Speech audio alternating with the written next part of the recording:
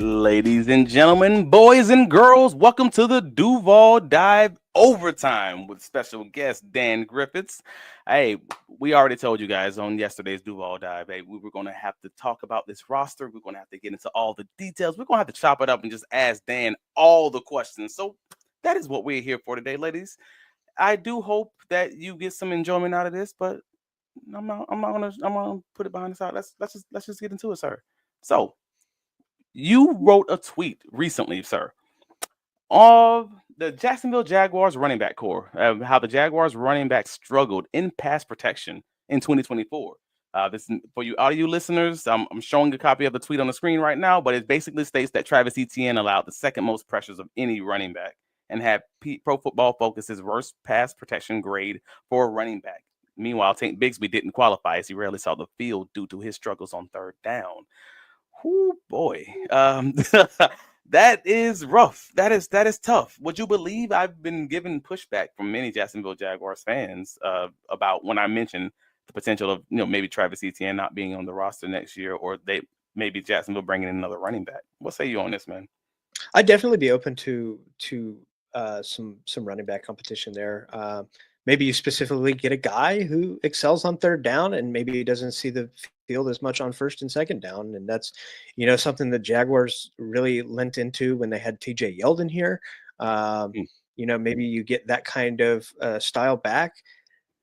I think ETN is okay enough in the receiving that he's usable on third down that way. Tank Bigsby Mm. less so. Um, but I think that the Jaguars could definitely improve there on third down with a running back, whether it's pass pro because these are god awful statistics, or Yep. in the receiving game. And I think that the Jaguars probably will throw to their running backs more with Liam Coen at the helm now in Jacksonville.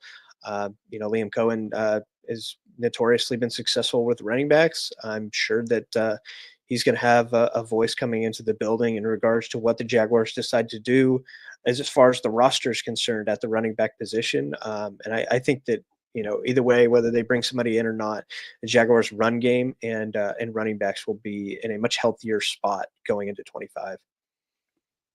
Yeah, I think I can fully agree with you. And many people also lean on that 2022 season, how Travis Etienne was, top of the league in tackles forced, missed tackles forced, and how he was also top of the league in yards from scrimmage. Like that's a real thing. But also, what we've seen since has also been a real thing, and the Jacksonville Jaguars O line has not been good in run blocking. So we're going to get into that in a bit. But at the end of the day, you have to be able to pass block, and you can't be able to. You have to be able to line up without tipping your hand as far as what running backs in the game, what you're going to do. And I've been arguing that, literally hammering the table for that all this past season. If Tank Bigsby's in the game, first or second down, they're running it. If Travis Mhm. Etienne's in the game, on second or third down, well, they're passing it. That's just what it is, and they're normally not going to have the opposite happening. Tank Bigsby on the field on third down, or Travis Etienne on the field on first down. Like, so they tip their hand on very many rushes, and I'm really hopeful that the Jacksonville Jaguars have a plan of action on that. But those aren't great stats, and I know I don't want to make this a negative thing, but I also wanted to try to bring it to your attention. You posted it. I wanted to at least grab your opinion of what that means, and would you be an Ashton Genty kind of guy? Like, are you talking top of the draft kind of running back guy, or are Oh, you just talking about straight pass protection specialist? I'd probably lean more just straight pass protection specialist. Because at that point, then if Mm. you're getting a guy like Gianti, then Tank and ETN probably aren't going to see the field very often. If you're going to spend that high of a pick on a I running mean, back, some people might not see a problem with that. I'm not saying I'm one of I'm them. not I've I'm heard not the argument. necessarily opposed to uh, upgrading the running back position, but I think that there's far bigger holes on this team than that. That said, like we just talked on the previous episode about the lack of creativity on defense, and it's the same thing you just talked about, where you're just giving the defense your tell signs. Is all right. You guys can know what is coming here, and it's also like you. I'm sorry, you just can't have Dearness Johnson on the field as much as he was this past season. Uh, you can't be throwing. Yeah. You can't be relying on him in game-winning situations as a jump ball receiver.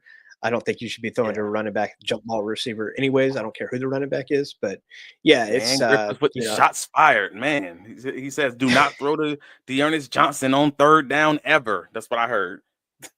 I'm fine with that. But yeah, I think that the Jaguars running backs will certainly be probably looked at more in the passing game this coming season, I'd imagine, with Liam Coen there. Jaguars targeted running backs like 24th most in the NFL, so there's a lot of room to go up there. The game is, we're talking about it here in a couple minutes, it's becoming increasingly a short passing game league. Okay. I'm here for it, man. I'm happy to hear you say it sounds like we're on the general same page. I'm not against necessarily going to Ashton Genty in the first round, but not at 5. But like if you're talking about a trade back scenario and you get him, hey man, do what you gotta do. Like I have no problem with that at all, but I'm not pushing for it to happen. So to all of you Genty heads out there, I'm not against him or for it. I'm just kind of I'm cool with it if it's for the right price. And I think that right price is probably a trade back scenario where we still get, another second round pick or something like that. So I'm here for that. You also posted, sir, just this NFL, this chart versus the average ADOT per year for NFL receivers. And it's a chart for you all, again, you guys on the audio. Take a look, take a watch of the YouTube. But also, if you don't see it, it's just basically a chart showing how the average depth of target for NFL quarterbacks back in, before the 2026 season was super high, just under 9 yards per attempt. And by the 2024 season, we're just over 7.5 yards per attempt. And basically a lot more quarterbacks have been on average kind of just taking what defenses would give you and going a little bit shorter, maybe even, I won't say dink and dunk, but kind of that. The reason I wanted to show this to the audience was because you posted a separate tweet the same day. It's going to be very interesting what the Jaguars passing game, what Liam Coen does with the passing game, because the Jaguars and Bucks were polar opposites in terms of how they attack defenses, which you talked about on last episode of Duval Dive. Trevor Lawrence's average depth of target was second in the league at 9.9 yards per attempt, whereas Baker Mayfield was at 7.4 yards per attempt, which is 33rd in the league. And there's 32 teams, man. So what do you take from that, though, is my real question. You got one guy who's 33rd in the league, but he had way more success. And you have a guy who's second in the league in average depth of target, and he's second in the league with way less success. What is that? Yeah, thank you, Vic Fangio and Brandon Staley. Patrick Mahomes and Josh Allen came into the league with these high-powered, big arm quarterbacks and really attacked defenses deep, and defenses have gotten tired of it. And now you're kind of seeing us go back in time to a more run-centered offense. It's not going to go back to like the 70s, 80s, but it's retracting a little bit to where defenses are playing too high safeties, a lot of looks, and it's like, all right, well, we'll just attack you underneath then. And you look at Kansas City, Pat Mahomes. I know he was last in average depth of target last season, and he was at the bottom again this season. Get the ball to Rashee Rice and go let him make plays. And that's kind of what the league is more turning into, a lot of high yak percentage. As opposed to like the Jaguars this past year, where Trevor Lawrence is throwing deep a lot, and he's very good at it. So I don't want Jaguar fans to think that Liam Cohen's going to come in here and neuter Trevor Lawrence's arm throwing deep balls. I think you're probably going to have to find a happy medium there. I think it'll definitely help if the Jaguars decide to target the middle of the field, as well as motions, getting people, using route combinations to get people open. Jaguars and Doug Peterson used to love mesh concepts, and it's just a figment of the history now, where we just don't threw it out of the playbook. Yeah, he threw it out of the playbook and said it was the same playbook. It's a staple of his playbook. I have his playbook right behind me from Bobby Peters, who posts the playbooks for random teams every NFL. So and then we finally saw Brian Thomas Jr. catch a crosser. I forget what, with like week 13, something like that. Take it for like 45 yards after the bye week. It's like, wow, what a riveting idea of getting, your 4-2 wide receiver in space. Verticality is not the only way that speed can win. But you mentioned it. The Jacksonville Jaguars were 5th in the league as deep throw percentage, and the Tampa Bay Buccaneers were 28th. and one of those Wh- teams were way more successful. When's the last time you saw the Jaguars run a rub route successfully, like pick play? Oh, successful is another conversation. We try. We're gonna rub ourselves before we rub them. Our two Kansas, receivers gonna run into each other. That's what's gonna happen. Kansas City, it's like, it's they're reaping success over there with rub routes and pick plays. I mean, Travis Kelce should be the most covered tight end in NFL history, and he's wide open like 30% of the times that they target him.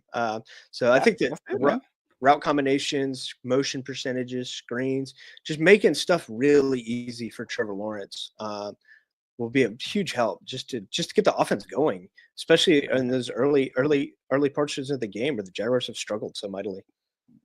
Give him more layups, give him more screens, give him more just dump offs, give him more things to keep this thing going along without him having to be Superman. Like, I'm here for it. Treat him like Baker Mayfield, if that makes sense. And I don't mean that as a demeaning thing to Baker Mayfield, but he's a good deep ball thrower too. Right, but they had to treat him with kid gloves early on to make sure he had the right base. Give him those layups that they don't give Trevor Lawrence anymore. So I'm here with you on that, man. Staying on the scene, staying on in the theme of offense. Hey, we talked about the Jacksonville Jaguars passing game, and we even on the Duval Dive talked about the Jacksonville Jaguars run game. Well, what about the passing deficiency? Like, we know this is a quick ball offense, generally speaking. A quick ball offense that also throws deep, which is just it's like wild. Just in and of itself. The Jaguars also led the league in first read target percentage. That's a great stat. I mean, so it was one look reads, just throwing it to the same guy. Well, that's awesome. But nevertheless, we do have Brandon Scherf, Mitch Morse, 1 and 2 as far as Pro Football Focus's pass blocking efficiency for interior O linemen, and Ezra Cleveland, 4th in the league at 97.9. So 3 of the Jacksonville, AFC South. 3 of the top 5 in the AFC South. I'm sorry. Are in the top 5 as far as that's concerned. And you might be like, well, that's a little bit because of the quick game, that the Jacksonville Jaguars are playing, or that could be just simply because, well, they have a lot of, they can't run the ball, or you say, I don't believe in PFF and that's why it's this, but whatever. What were your takeaways from the Jacksonville Jaguars pass blocking as far as the interior O-line was concerned this past season? Is this accurate? Where do you land? So NFL Pro kind of backs this up. The Jaguars gave up the least amount of pressure inside interior. So that's next gen stats. But a lot of it can be attributed to what you were talking about with the Jaguars just getting the ball out so quick. Their time to pressure, which is a different statistic. What is your average time to pressure? Was not that good. It was in the like bottom 10 of the league. I don't want people to think that they're just not giving up pressure, but it's kind of hard to when you're throwing a lot of quick passes. So there's always context to statistics, and that's something that I try to post almost contrasting tweets or data points to be like, yes, it's this, but also you have to keep this in mind. So I think generally speaking, they're pretty good interior. It's just the run game's just not there. But it's the run I will say the weight holding them down. Yeah. And a lot of the early on struggles with Trevor Lawrence can also be attributed to Anton Harrison had a rough start of the season, and Cam Robinson was not playing very well before he got traded. Never does. Never does. And Anton Harrison and Walker Little both finished the season pretty well. I think the Jaguars O-line pass blocking wise did a pretty good job for Mac Jones. That's you walked me right into it. All right, cool. So we have offensive tackle, pass blocking efficiency, Pro Football Focus in the AFC South. You got Walker Little, who lands 2nd at 97.5. You got Anton Harrison, who lands 4th, 96.8. Top 2 guys. I mean, that's what we're talking about. You got out of the 8 starting, offensive tackles in the AFC South, the Jacksonville Jaguars have 1 that's 2nd and 1 that's 4th. And Walker Little was actually pretty solid in the run game too. Just want to give him that credit for the half of the season that he was playing that role. But yeah, that kind of backs up what you were just saying as far as the quality of the way that they finished the season. But how much of that do you put on the quality of opponents, perhaps, versus them truly improving? over the course of the season, the Jaguars faced some pretty good defensive teams, pass rushing teams. Houston's fantastic. The Jaguars, historically, the last couple seasons, even though Houston's at the top of the league and pass rushers, have done really well against Houston's pass rushers.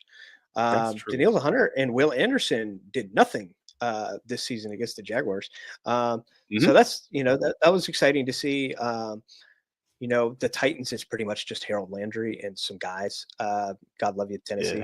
Yeah. And the Colts don't have really staple guys there. You have Buckner, but he's not. Yeah, they got Buckner, and he was injured for one of the games, I believe, if not both. But then you have Latu.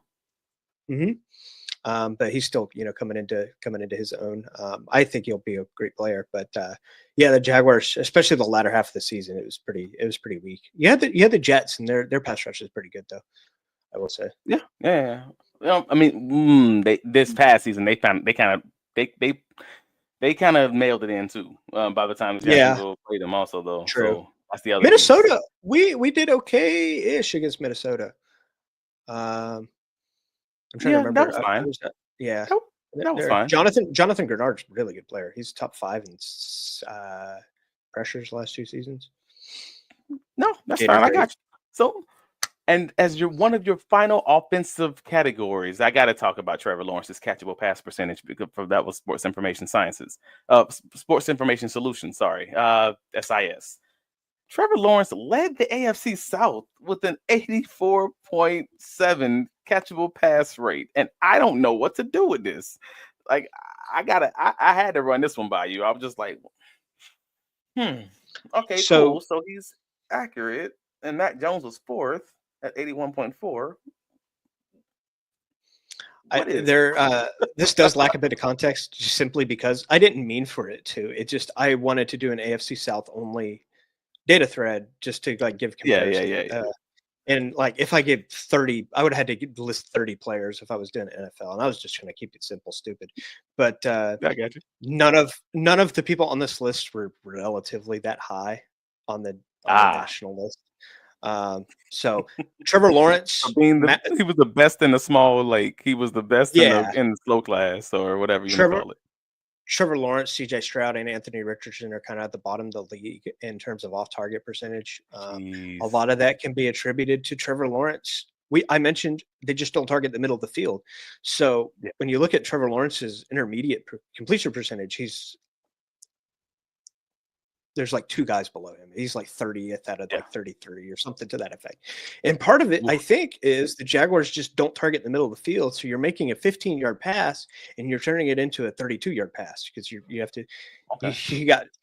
You got the X and the Y to attribute in terms of your degrees or axes. So if you're throwing across the entirety of the field, if you're on the right hash throwing it on the left sideline, it's a much longer throw than 15 yards or 10 yards or 20 yards, and it's the margin for error there is just so much smaller. So I think that's a lot of it. The Jaguars just never target the middle of the field, and that also just doesn't give you a lot of opportunities for yak. We were talking about yak earlier. If you're throwing to the sidelines and you're only running hitches, which the Jaguars are at the top of the league in hitches, you have no opportunities for yak. And I'm intrigued for what Liam Coen will do regarding that. I think it behooves Jacksonville and Trevor Lawrence to have some bigger plays and bigger playmaking opportunities for guys after the catch. No, I got you. That was the same issue I had with them in the 2023 season. There was a lot of speed outs to Calvin Ridley going out of bounds. Well, I'm like, are you ever going to run a post route? Are you ever going to run anything inside the hashes or anything inside? So it's the same thing. It just ran different ways. It's a lot of hitch routes, and still the same issue of not running inside out of, probably, it sounds like, out of fear of throwing interceptions, maybe the tip balls and things of that nature. But I am interested in seeing if Liam Coen will allow him to do those things, or if that's a Trevor Lawrence kind of trait, that avoiding the middle of the field kind of, or the hash marks kind of thing. This was one of the cooler things that you put out lately, over the past week, I should say. This was a pressure, Jacksonville Jaguars defensive front pressure rate, essentially, and it kind of just shows you where the pressures in the season came from for the Jacksonville Jaguars defense. So for those of you again on audio, it kind of just shows you that at the start of the season, Josh Hines Allen kind of just takes off as you'd expect. With as the middle of this part of the season comes on, Trayvon Walker is kind of coming on with his pressures, play a little bit of catch up, almost catching up to Josh Hines Allen. And towards the middle end of the season, Eric Armstead and Mason Smith start, making their names known a little bit. All the things that we would kind of identified after they traded, Robertson Harris. I thought this was dope. I hope you do more stuff like this more often. I don't even know if you have any takeaways from this, but I wanted to at least show the people because I thought it was dope. Anything you want to talk about within this? Yeah, so it's almost like a test run for myself just to see like how it would work. I've seen these types of things for like charting songs and the most popular songs per month or what have you. And I was like, I could use that for what I do. So I was like, all right, how do I do this? How do I learn how to code this? And I posted this exact thing, but in a line graph. And I was like, I was talking to my dad about it, and he's like, there's probably a better way to go about this. And then I saw this similar version of this later that night, and I was like, this is it. So I was really happy that I think it came out decently well and gives fans a lot better perspective on when players were successful throughout the season, especially when you talk about Eric Armstead, Mason Smith really coming on at the end of the season there. And it gives fans a better perspective rather than me just posting like number by week. And that's like very, very ugly and archaic kind of way to post it. So I thought this was a much cleaner version. There's a lot more that I can do with this in regards to like visually, graphics, colors, whatever. I just posted, they had a customized set of list color variations, and I just chose the one with teal in it. Don't worry about all that, man. This is just a test I care about the fact that it looks dope. I'm here for it. You got me out there looking at this like it's the dang horse race. Like I'm an addict, and I'm over here trying to. I'm rooting for a guy who I know how this ends already. I know. It's visually pleasing. Allen ends the season. Yeah. It's dope to watch. That's all. So I'm here for it. Give me more content like this. Again, you guys, if you aren't following Dan on the socials, on X, on Blue Sky, on his website, all of it, like you need to, because you are missing out. And if there's data on Jacksonville Jaguars that's coming out in an article or that's coming out on the socials, 9 times out of 10, if it ain't from Pro Football Focus or something, it's from him. Like y'all need to be following and stop playing around. Seriously. But yeah, likewise to you. I am. Man, I'm fine. I'm whatever. I'm just a guy who writes and talks sometimes into a microphone. I got you though. That's what I do. So this was what you posted the day before yesterday, and I was like, "Yo, that's wild!" Like I had to even send you a message just for those who weren't in our chat. I had to send this dude a message to make sure I wasn't reading this incorrectly because I said, "Wait, what?" Of the 8 Jacksonville Jaguars defenders of the most targeted players, one had an NFL rating against of under 100.0. So the top 11 NFL quarterbacks in the 2024 season had a quarterback rating of over 100.0. The fact of the matter is, you're saying that of the 8 most targeted players, 7 of the Jacksonville Jaguars defenders were giving up top 11 performances on average whenever they had a ball thrown at them. Yeah, and like what 90-ish is about average, somewhere in the low 90s, and 7 of the 8 were well over us. Some of them well over 100. Ronald Darby at 128.1. Tyson did really good to start out there after he came back from injury, then had a couple of rough games. Detroit and Jets with Devontae Adams. I think he struggled a little bit. Yeah. So a couple of really bad games for Tyson there. I think misconstrued how he performed over the entirety of this season. But he's also got to stay healthy, and that's not been something that he's really been able to do. Yep. So and Darnell Savage 115.2. I thought he played a lot better than that. I did too. Yeah, so and I thought the one that's and the other one that's not here, the one that's not here threw me off when you said, "Hey," I'm like, they're like, "Hey, where is safeties? Goodness gracious, where's Andre Cisco?" And I believe you said he had he was in the 70s, and I'm like, I'm sorry, what?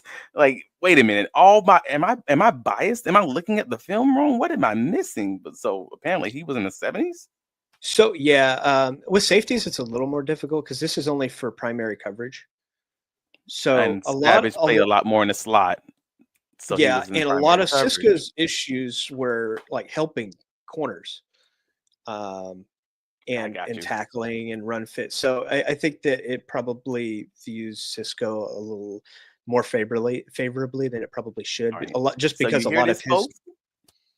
Y'all hear this? This is saying, hey, all the data it always has context. It always needs context. It always should take you back to the film. This isn't the Bible, and it's not the gospel. It's just saying, hey, generally speaking, this is what we're showing. And if you are a person who is in man coverage or in tight zone coverage, then this will generally be accurate. But if you're helping out over the top and you blow a coverage, it's not going to negatively impact you, even though it might seem obvious that the bus was yours. Is that because in a more accurate way? yeah, because like you'll have Monteric Brown, for instance, will be the primary cover corner in this scenario, and it's Andre Cisco's job to be there to help him, support him, and that's the design play. But at the end of the day, data wise, it's going to look more negatively upon Monteric Brown than maybe it would Andre Cisco, even though football wise, that's not necessarily the case. And it's not like some like half sacks or whatever where you can split the blame. This stuff doesn't really work that way. But Yeah, there's I want people to realize that data points are uh, more of talking points rather than like concrete evidence. There's certain I got you. things. There's certain things that make it a little more easier, especially like edge rushers, if offensive tackles. If they're one on one, then it's you against one other guy, and it makes it a little more simpler. It's more of a phone booth, in a box Yeah, thing. But yeah, when you're talking about like safeties, and it's especially difficult for PFF or NFL Next Gen Stats or whatever to understand whose fault it exactly is without knowing the play call prior, I uh, got you. and knowing what your exact role is in whatever that play may be. Maybe it Got may you. look to Jaguars fans that Andre Cisco blew a play, and hey, that's not the case. He did what he was asked to do, and it was somebody else. Um, so, and So that's there's that's some something that. guesswork involved. Mhm. So there's Yeah, some guesswork involved. yes. No, I got you. I got you. And that's fair. So when it's obvious and it's easy to rate. When it's not as obvious, there's going to be a little bit of guesswork involved, and they're probably going to err on the side of caution. And someone who's a deep middle safety is just not going to get very much blame, which means even if you think he had a rougher season or a bad season, as far as the data points are concerned, it's going to be just, yeah, he seemed to be fine because, we don't know if it was his fault or not, but we know if it was this other guy underneath his fault. Understood. This chart kind of backs that up that Andre Cisco is not even on there, and he was a full season starter almost, aside from like they benched him against Right. Tennessee, and he was the 9th targeted player, and you only have 7 in the back secondary or in the back 7. Yeah. In the Jaguar, he's 9th. So you had guys like Antonio Johnson who were pretty quickly shuffled out of the starting Mm-hmm. lineup, and Mm-hmm. he's still on here. And that kind of gives you an idea of how much he was targeted when he was playing at the start of the season. He was picked on pretty heavily, and he's someone And that he also played a lot in the slot. yeah, he was someone that I had high hopes for going into this season. But the star of this graph is Jerry Jones, who had a fantastic rookie season. I loved him at FSU, and that's coming from a Gator fan. But yeah, he's played fantastic, and I think that he was probably, if Brian Thomas Jr. didn't post one of the greatest rookie receiving seasons ever, I think that Jaguar fans and media would be talking more about Jerry and Jones than they probably have. That's true, man. We don't give Jarian enough credit, man. Oh, sorry.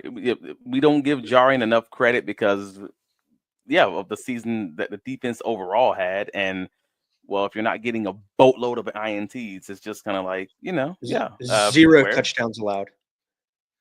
Zero zero touchdowns touchdowns allowed allowed for Jerry for Jones. Jarian. Mhm.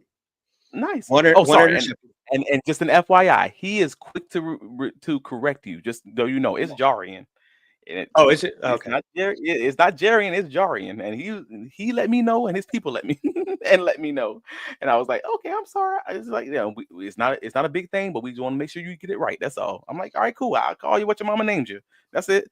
Uh, so no, man, that's a great season for him. And again, you're not wrong, bro. If we didn't have the season that we had defensively, and if we didn't have the uh, offensive explosion from Brian Thomas Jr. himself, then yeah, this wouldn't have even been arguable. Like, it would have been Jarian Jones and Cam Little time. Like, we don't talk about Cam Little, and as insane as a season as he had as a rookie kicker. So I'm here for it. Uh, but for the most part, that's what we got for you guys today. Like, we thank you guys for joining us for this overtime session. Uh, Again, you need to follow Dan on all the socials. I'm not kidding when I say this. Like, all of your favorite Jacksonville Jaguars media people, all of your favorite Jacksonville Jaguars, bigger fans, all follow Dan for a reason. The data the man's giving to you is dope, and you ain't getting it nowhere else. And he's making half of it by himself, man. Get that man a follow on Twitter, X, whatever you call it, Blue Sky. If you're on Facebook, Instagram, I don't know. Are you on MySpace still? Like, all of it, whatever. That was before me. Oh man, but no, me. tell the people where you can be found, bro. Yeah, so at Dan Griffis, I also made my own website to post NFL and just Jaguars data. I do post some NFL as a whole data, just because I think that gives context to what the Jaguars are doing. We talked about motion percentage, for instance, how much it's changed from 2017 to now, and the Jaguars just haven't changed since 2017. Their offense, it's almost the same as 10 years ago.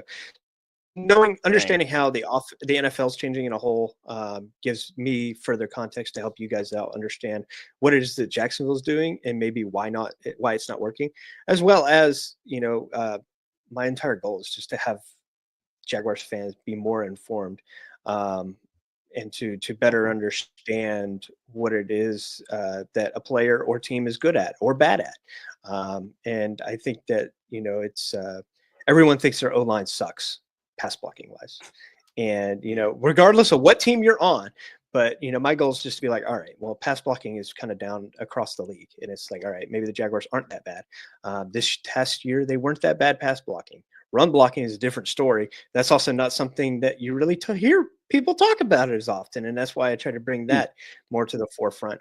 Or giving players their due credit if they're performing statistically super well this season or last month or last 2 games or whatever, and nobody's talking about him. Devin Lloyd with tackling. He had the lowest missed tackle percentage in the NFL at linebacker. And that's something, he struggled at points this season, but that's something that I want to give him credit. He's doing very well at it. And, I want to give him his due credit there, even though maybe he's not having the best season ever. So that's more so what I'm trying to do. But I really appreciate you having me on and getting to talk sports. It's always awesome getting to do this with you. I am here for it. I will absolutely have you back. I'm hopefully, especially in the off season. I love the off season time. Everybody else hates it, and I'm just like, no. That's the best time to have real conversations about life. That's the best time to have conversations about all these jokes, especially when the Jaguars are bad. You got to find stuff to talk about. That's more fun. With the Jacksonville Jaguars, if we end up being good, whoo boy, they ain't gonna be able to tell me nothing. So it's a lot more fun for us too. Yeah. It's a lot because if you're bad for so long, you start getting into apathy, and then it's people don't interact with our stuff, and I don't get to talk football with as many people as maybe I'd like to if the Jaguars are doing really well. Everyone loves that. BTJ talk right now is the most fun that I've had in 5 years in Jacksonville. Jaguars being bad has made the Jacksonville Jaguars fan base be they're molded. And they're just chaotic people. We just fanatic, just ridiculous people, because they know what it's like having a terrible team and being like, you can't hurt us more than this team hurts us. And I love it. I love it so much because again, if this team is bad, it's one thing. We're used to that. That's fine. That's a normal Tuesday. If this team is good, folks can't tell us nothing. Like, if good things happen to this franchise that had been through so much, man, we are going to be obnoxious out here in these streets. Like, I'm here for all of it. It's personal, but absolutely, it's personal. So you guys, you can find me on all the socials. Travis D. Holmes on X, Blue Sky, Facebook, Instagram, all of it. But most importantly, BigCatCountry.com. Save it as your favorites, man. Well, like, what you guys, we're giving you all the information. We got profiles that nobody else has got as far as the coaching staff search. Cool. We gave you dossiers on each individual prospect for a coach, including videos and audio and everything else, talking about the things that they've done, the players that they've coached up, all of that. And we're doing the same thing for the general manager search with again, videos of these guys talking about players they brought in, their philosophy, their rationale on how they pick players, their backgrounds, players that they picked in the draft, all of it, man. Check it out on bigcatcountry.com. That's what we're here for. And we're in 2025. You ain't gotta live like you out there in these streets with these other people going to Yahoo News and Bleacher Report when you got the people on the ground giving you the information right here. Come on, man, give it a follow. But yeah, Travis Holmes, bigcatcountry.com, Fans First Sports Network. If you're listening to the sound of my voice, please like and subscribe us on YouTube. Help us grow this bad boy while it's free. Same thing on whatever your podcatchers you're listening to, Apple, Spotify, etc., man. But as always, well, I say as always, but as always in Liam Coen's new era of Jacksonville Jaguars, Duval. Duval. Duval. Later, y'all.